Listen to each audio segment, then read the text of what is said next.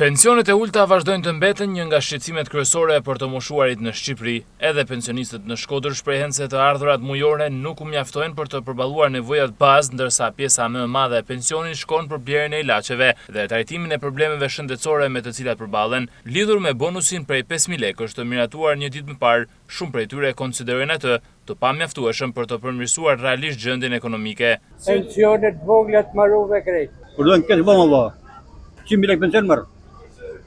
Invalid jam, 100.000 lekë më rejloqë më vë.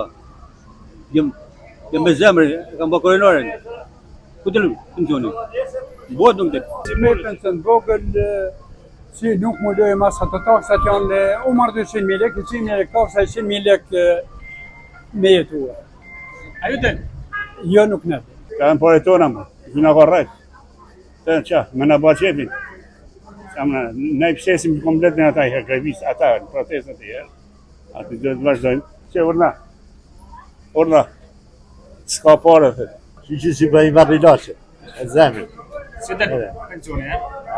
Pensioni që mdeti që në okvite. Pensionistët kërkojnë rritje të pensioneve në përputhje me koston e jetesës, si dhe politika më të qëndrueshme që të garantojnë një standard më dinjitoz jetese për këtë kategori.